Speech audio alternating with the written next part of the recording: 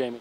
Well, the Talladega fans are certainly known for their infield parties, and Crown Royal's putting a promotion on where basically whoever can decorate their RV up or their campground the best, preferably with some Crown Royal purple and gold, they're going to give away prizes to those people. So just something cool Crown's doing to help get the fans even more in the spirit. You and Bob Osborne talking a lot about this race car. How's things going?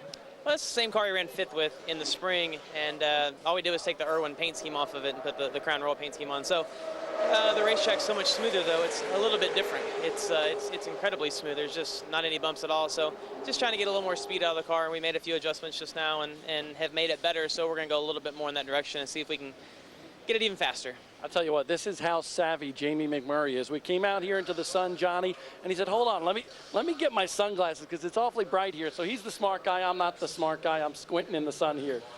All right, Bob, and he also can really hit a golf ball. Saw Jamie hit a couple of golf balls this past week, and man, he can do that as well. As drive a race car pretty well also. The FedEx menu has Nextel Cup final practice coming up at 4 o'clock Eastern time. Trackside at Talladega has some of NASCAR's brightest stars, and Talladega has some of the best fans. Stick around, everybody. Happy Hour practice is next. And the Busch Series, and this weekend for his stock car debut, all eyes were on Chip Ganassi's number 4. Juan Montoya was able to qualify second at 189.45 miles per hour, and his learning curve has to be very steep as he did some testing in Iowa, testing here at Talladega. When it came to qualifying, had a very fast race car, but not fast enough to keep Bobby Gearhart off the pole. It was Gearhart, the ARCA Series regular, who was able to take the pole away, but nonetheless, Juan Montoya will have a great starting position, second, when that green flag waves later on this afternoon in the ARCA REMAX Series. Let's go back now. Signifies a caution flag here in practice. Flat left rear tire for Matt Kenseth. Let's go to Matt Yoakum. That's exactly right, Steve, and his crew members have run out to pit road with a left rear tire to replace the one that is down on the 17. Just tooling right along, and it just started to go down. You know, a lot of guys have talked about freshly paved racetrack, and you can see it on the nose of some of the race cars.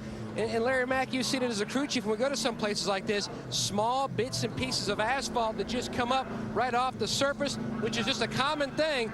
That could be one of the culprits as to why the 17 has a flat tire. Yeah, I mean, it could be just anything. It doesn't take a whole lot to give these cars a flat, but Phil, this works into what you were talking about a while ago. He does not want to drive that car all the way back around at any type of a speed, because that tire comes apart, it rips that whole left rear quarter panel off that car. Exactly. He's doing exactly right now. He's not going to take any chances on doing any damage to the body on that car. Matt Kenseth is fourth in points, 84 points behind the leader, Jeff Burton. Final practice continues here on Here a Year Ago. The 48 and the 38 got together there, Elliott Sadler and Jimmy Johnson, and then created a whole bunch of havoc. See Michael Waltrip in the 15 car flipping over a couple of times. 00 car, I think that's Hermie Sadler. And that's normally what happens. Two cars will get together, ends up being a dozen or more that's actually involved. Man. Yeah, because right now a 5097 is locked in. Derek Cope in the 74 is actually the bubble car right now at a 5110. We've seen almost everyone pick up at least 6/10 or more. 6/10 would put him right there at that 5090 mark.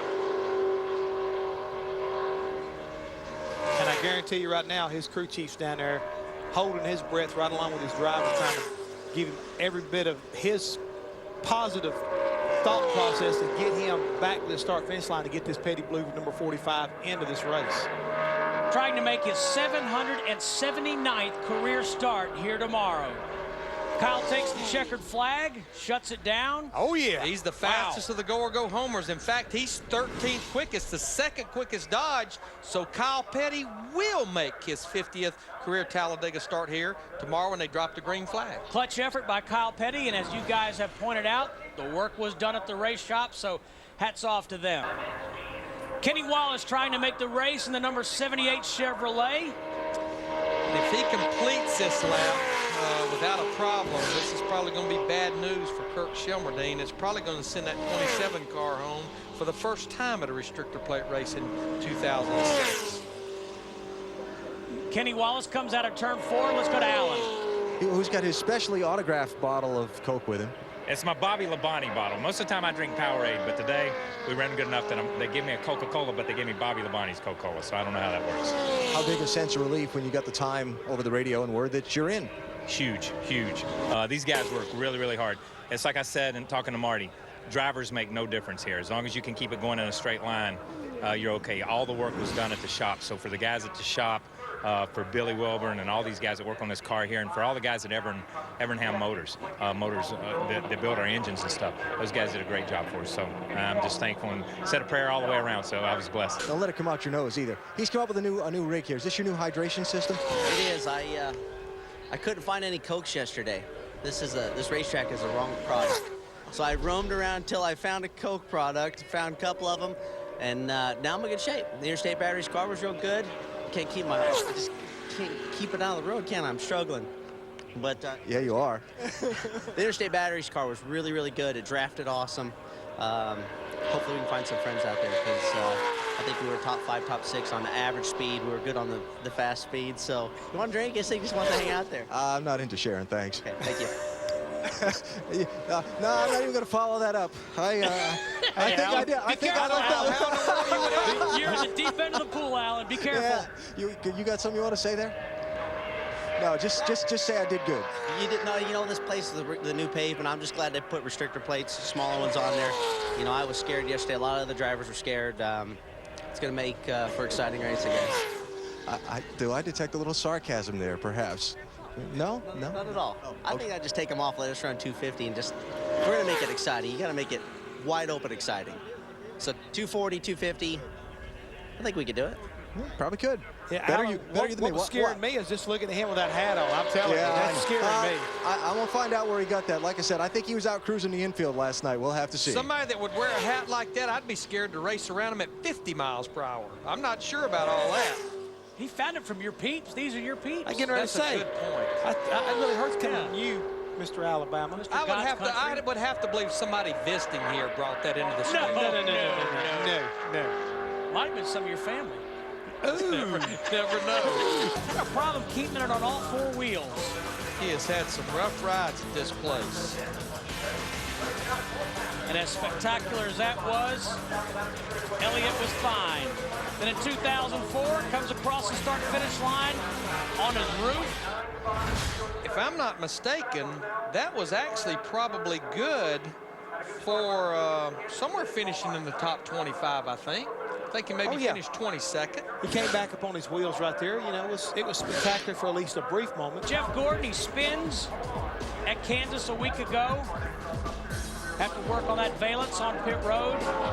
And just about the time they got the car back where they were wanting it, here you see his teammate Terry Labonte pushed him back to pit road. They take the car behind the wall there to the garage area, and as Jeff pointed out, I talked to Steve Letarte myself this morning.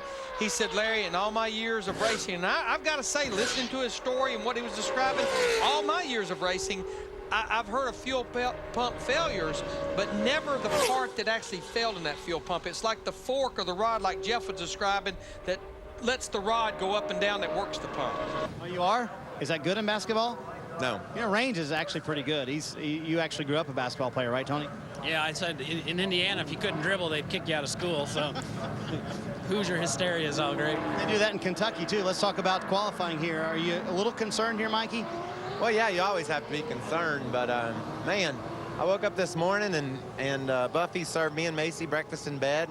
And then we started watching Racing Stripes. That zebra thinks it's a horse. About the time he learned how to run, qualifying started. And so we finished that movie and 10 cars had gone. So I said, well, I think I'll go running. So I ran for 3 miles and 15 cars had gone. I said, well, darn, I'm going to study for the truck race. Got done with that, 25 cars had gone. So I said, well. That's not to imply you don't do a lot of research, though, right? I did a little bit. So then I said, I got just about 5 minutes. I think I'll color my hair. So I colored my hair, and then I felt like I was ready to come qualify, and I've been standing out here for a half hour. I'm sorry, but you've had an eventful morning. Yeah, have y'all had plenty of fill time? Did you talk to a bunch of people that say a lot of stuff? I don't know, Steve, what do you think? How have we done today? Well, Jeff Burton nailed some time for us. I can't wait. I can't wait till y'all watch the truck race. It's going to be out of control. One of the most fun races ever. in history of the Truck Series right here from Talladega Superspeedway. And while I was studying, I produced me an opening. I got it all rehearsed, so I'll throw that on you here in about an hour. Okay, that sounds good. That sounds like the rehearsal for your booth on camera. So good luck qualifying. Have fun in the show today, Mikey. See ya. And Tony Raines, by the way, qualify well. Steve? Everyone to Bud Pole qualifying at the Talladega Superspeedway down here in Talladega, Alabama. A picture-perfect day, and Robert Yates' horsepower has reigned supreme once again on this 2.66-mile superspeedway. There you see the pole-sitting car for the first time in just 9 starts. David Gilliland will have the best view of this speedway, win the race, green flags tomorrow afternoon. So a little bit of personal history for David Gilliland, and also some track history as the NASCAR Craftsman Truck Series hits this track for the first time competitively this afternoon. Let's take a look at the FedEx menu, see what's coming up on speed. Of course, the Craftsman Truck Series race is next. Then it's NASCAR Performance at 7:30 p.m. Eastern Time. We will trade paint at 8 o'clock Eastern. But now let's go to Wendy Venturini, who is standing by with our pole sitter. John, it's no surprise that a Robert Yates engine is on the pole, but what is surprising, rookie David Gilliland has that top spot. How surprising was it to you? And you must be excited. Yeah, we're very excited. You know, Yates, Robert and Doug Yates, you know, they have a great history here, as well as Daytona on the super speedway tracks, and we just knew, you know, we had to take advantage of that this weekend. And you know, we practiced some qualifying runs, we practiced some drafting stuff, and we really felt like our car was great when we unloaded it. And like I said, the M&M's Ford Fusion's just been awesome all weekend, and hopefully we can turn this into a good finish for us. Now, how much pressure is it putting on you starting from the pole, and how has drafting been for you? A little bit of pressure, you know. At M&M's we got 40,000 associates that watch us each week and support us and pull for us, and it really makes my job easy having that kind of support. And you know, just couldn't ask for to be involved with a better group of people. As far as the draft goes, you know, we're really excited. I felt very comfortable yesterday, and you know, it's just a game of chance in my opinion. And you know, just looking to go out there and build some respect. You know, everybody I heard talk to said it's going to be hard to find people to work with us, and I agree with that to a point, but I feel like if we have a fast enough car, they won't have a choice. All right, rookie David Gilliland looks like he's made some friends already. And look, John, again, eating the M&Ms right on national TV. Hey, he's good at that. Wendy, thanks a lot. Pretty sweet taste in his mouth after getting the pole here. It's the second year in a row for that number 38 car to have the pole. Of course, Elliott Sadler drove that car to the first starting spot at this race last season. Just a little bit better, 191 miles per hour for David Gilliland. Let's take a look at where everybody will line up when the green flag waves tomorrow afternoon. It's Gilliland and Robert Yates' teammate Dale Jarrett on the outside of row number 1. And of course, DJ was the one who took the checkered flag here last season. Tony Stewart, Kevin Harvick side by side in row number 7, and another DEI car, Martin Truex Jr. outside of row number 8. On back in the field we go. Michael Waltrip, great qualifying run considering he was the last car to go out on the hot track, qualified inside of row number 11. Elliott Sadler, last year's pole sitter in the number 19, will start outside of row number 11. Dale Earnhardt Jr., one of the chasers and one of the favorites here at this racetrack, inside of row number 17. And then Robbie Gordon outside of row 18. Scott Riggs, Reed Sorensen, and Derek Cope in the number 74, the last guy to make it into the UAW Ford 500 here at Talladega. Let's take a look at the folks who failed to make this race. Hermie Sadler in the 00. Todd Bodine trying to do the double duty in the trucks and the Cup, failed to qualify in the 4th. Kirk Shelmerdine, Travis Quapple, Kevin LePage, and Chad Chaffin all have to make the long trip home after failing to make this race here at Talladega.